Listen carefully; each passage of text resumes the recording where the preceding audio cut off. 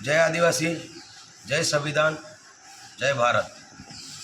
हूँ प्रवीणभाई पारगी, आदिवासी एक्टिविस्ट पंचमहाल थी बोलूँ छूँ।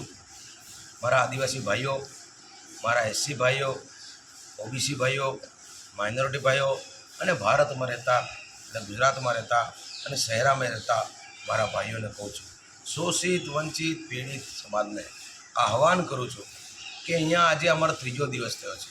अमने न्याय मांगवा माटे अमारी पर अत्याचार थई रह्यो छे, एनी माटे आप अहींया कलेक्टर कचेरी अमे अहींया धरણા पर बैठा छीए। भाईओ, शो आप न्याय माटे आओ।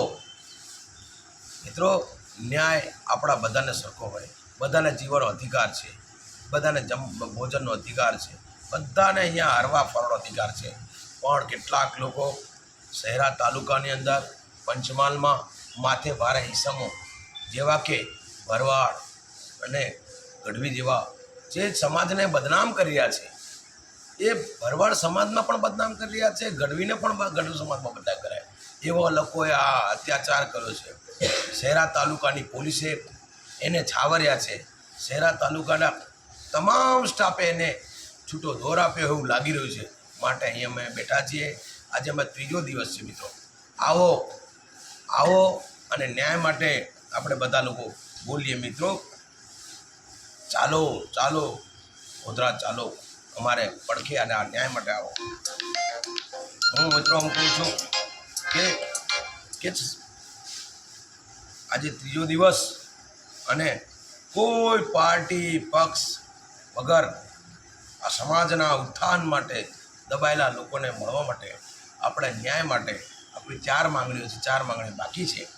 આ હકની લડાઈ અને અત્યાચારની લડાઈ માટે પક્ષ પાર્ટીને કામે નેવાય મૂકીને અને આપણે લોકો આજે આપણા સમાજના વારે આવીએ। એસસી એસટી ઓબીસી માઇનોરિટી તમામ લોકો જે ન્યાય માગવાવાળા છે, દબાયેલા છે, એ તમામ લોકો આવો। અહીંયા કલેક્ટરશ્રીએ આપણને આશ્વાસન આપ્યું કે તમારા મુદ્દાઓ પૂરા કરી આપીશ। તો આપ આવો અને આ લડાઈને સાથ આપો, સંવિધાનિક લડાઈને સાથ આપો। આ આપણને આ ધરણા કરવાનો સંવિધાને અધિકાર આપ્યો છે। આવો, કોઈ પણ પ્રકારના ડર દબાણ વગર આવો। અમે અહીંયા બેઠા છીએ, તમારી માટે બેઠા છીએ। આજે અહીં આ પીડિત વ્યક્તિઓનો આજે વારો છે, કાલે તમારો વારો આવે એવું ના થાય એટલે કર્મચારીઓને પણ કહીએ છીએ યોગ્ય તાત્કાલિક પગલાં ભરો અને અહીંયા ન્યાય મેળવે। બધા લોકો આવો, આપણે ન્યાય મેળવીએ। જય ભારત, જય આદિવાસી। પ્રવીણ પારગી, આદિવાસી एक्टिविस्ट, कलेक्टर कचेरीના દરવાજાથી બોલું છું। આવો મિત્રો, ગોધરા આવો, સાથે મળીએ। જય